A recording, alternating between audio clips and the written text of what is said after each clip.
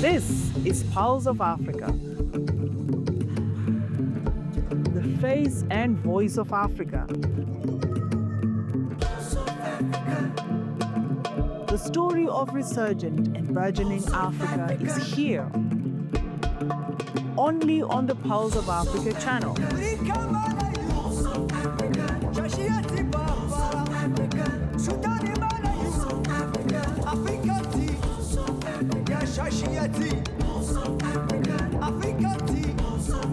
Pulse of Africa, the face and voice of Africa.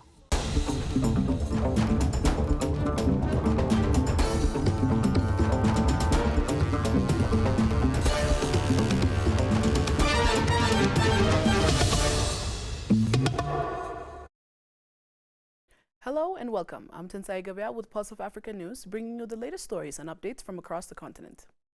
The African Development Bank Group has approved a €25 million trade finance facility for Cameroon's Credit Communautaire d'Afrique Bank to expand support for small and medium-sized enterprises. The financing will take the form of a transaction guarantee offering risk coverage to African banks involved in trade finance. According to the bank's trade finance division head, Lamine Dramé, the facility will help facilitate imports of key industrial, agro-industrial, and telecommunications equipment by guaranteeing letters of credit and similar instruments issued by the CCA Bank. Bank officials say the initiative aligns with the African Development Bank's goal of increasing private sector support in Cameroon. Landry Bassoulé, Director General for Central Africa, noted that the guarantee will strengthen CCA Bank's ability to assist SMEs, particularly those led by women and youth, while supporting job creation and economic growth. CCA Bank Managing Director Marguerite Atanga welcomed the bank's first direct financing to the institution, calling the partnership a major milestone that will enhance the bank's capacity to support SMEs, startups, and women entrepreneurs across the country.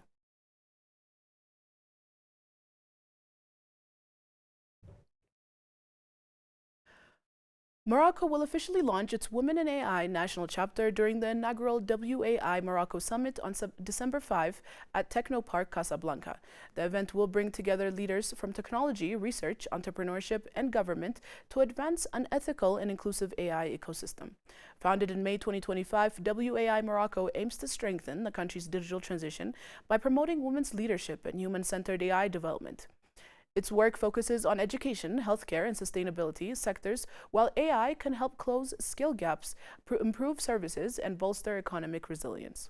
WAI Morocco's first year will roll out training workshops, university partnerships, a community podcast, and the WAI For Good hackathon, alongside diaspora mentorship and Africa-wide cooperation programs designed to strengthen Morocco's AI talent pipeline.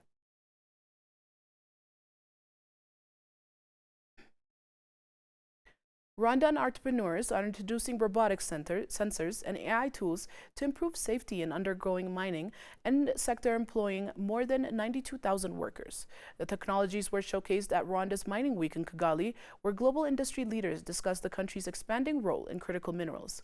At a panel on smart mining, Zora Robotics announced plans for pilot projects using robots equipped with gas detectors, thermal cameras, and vibration sensors to spot hazards such as gas leaks, heat buildup, and unstable tunnel walls.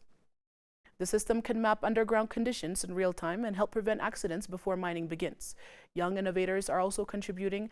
Two University of Rwanda students unveiled a low-cost device that monitors sound and temperature to detect early signs of equipment failure, allowing mines to prevent breakdowns and improve safety through predictive maintenance. Industry leaders emphasize that AI is enhancing, not replacing mining jobs by improving accuracy, forecasting hazards, and supporting exploration. Government officials reaffirmed Rwanda's commitment to modernizing the mining sector through automation, AI, and research. They stressed that responsible tech-driven mining is essential for community development, environmental protection, and the long-term sustainability of the country's extractive industry.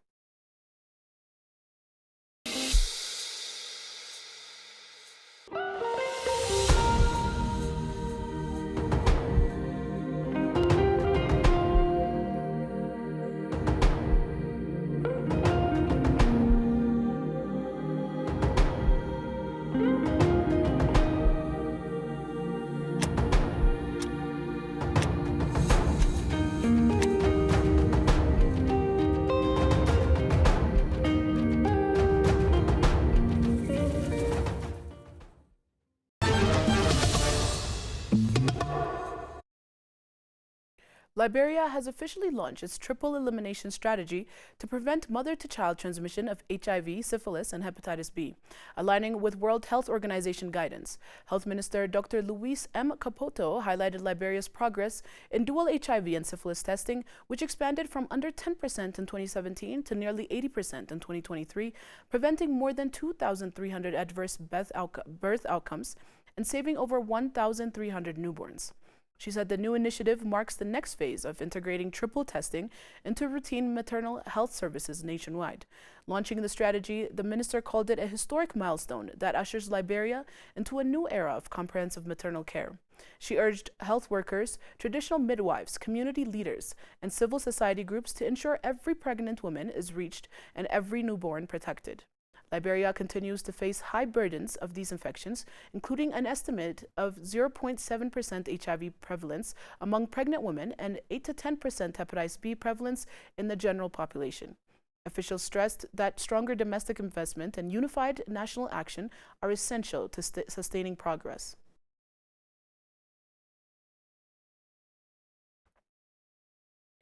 President Cyril Ramaphosa arrived in Maputo for the two-day working visit hosted by Mozambican President Daniel Francisco Chapo. The visit forms part of the 4th South Africa-Mozambique Binational Commission, the mechanism that guides cooperation between the two neighboring countries.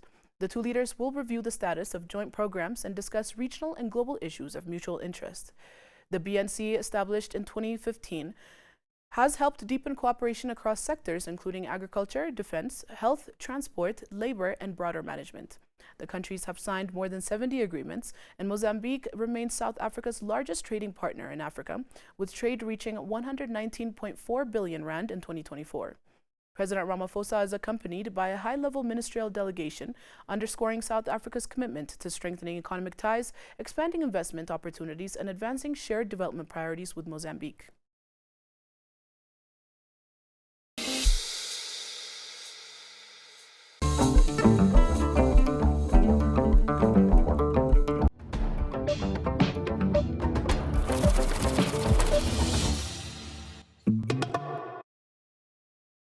Moving on to business news, Zimbabwe's near-term economic outlook is positive, with growth anticipated to remain at 5% in 2026, the World Bank said on Tuesday. According to the Zimbabwe Economic Update released by the World Bank in Harare, the country's growth would be driven by robust growth in agriculture, industry, and services. The report stated that Zimbabwe's external position remains resilient, with mineral exports and remittance helping maintain a modest current account surplus. The report affirmed Zimbabwe's projected economic growth of 6.6% in 2025, largely supported by recovery in agriculture, iron, and steel manufacturing and services. Poverty is expected to decline gradually in Zimbabwe as growth recovers, but remains sensitive to weather shocks and inflation, with rural households particularly exposed due to the dependence on rain-fed agriculture, slow off-farm jobs, and inadequate social protection, it indicated. Zimbabwe needs to maintain its commitment to macroeconomic stability and press on with its arrears clearance and debt resolution process to support strong economic growth momentum, according to the report. Central to this effort is the effective implementation of ease of doing business reforms, which seeks to improve the business environment, stimulate investment, and promote private sector-led growth, the report added.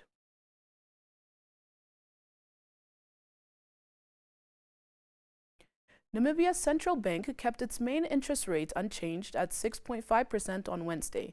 The decision follows a 25 basis point rate cut in October aimed at supporting domestic economic activity. Namibia's monetary policy remains closely aligned with South Africa as the Namibian dollar is pledged to South African rand. South Africa recently cut its main lending rate by 25 basis points to 6.75% after lowering its inflation target to 3%, a move welcomed by the Bank of Namibia. Namibia's inflation rose slightly to 3.6% year-on-year in October, up from 3.5% in September.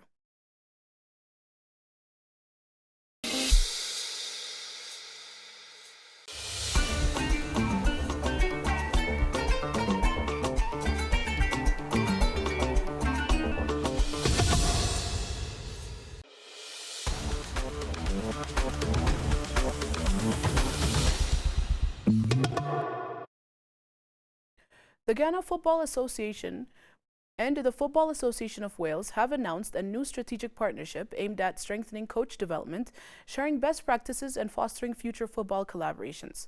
Under the agreement, selected Ghanaian coaches will access the Football Association of Wales coach education pathway, with some traveling to Wales in 2026 to further their training, supporting long-term growth in Ghanaian football. A Ghana Football Association delegation led by President Kurt Okraku recently visited FAW headquarters to discuss mutual benefits, including opportunities for youth and senior international fixtures ahead of Ghana's participation in the 2026 FIFA World Cup. FAW officials highlighted the partnership as a chance to expose Welsh players to different footballing styles while sharing knowledge with a successful African football nation.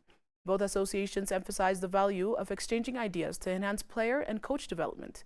Ghana Football Association President Kurt Okraku expressed excitement over the collaboration, noting that it will directly strengthen player development and national teams, marking a significant step toward a globally connected and competitive Ghanaian football landscape.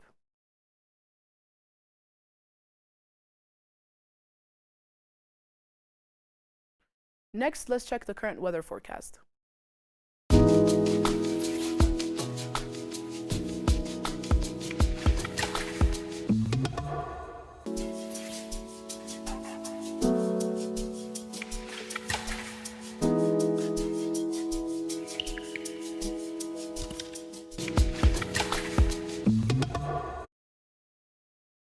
Thanks for joining us on Pulse of Africa News. Keep following us for more stories that matter across the continent.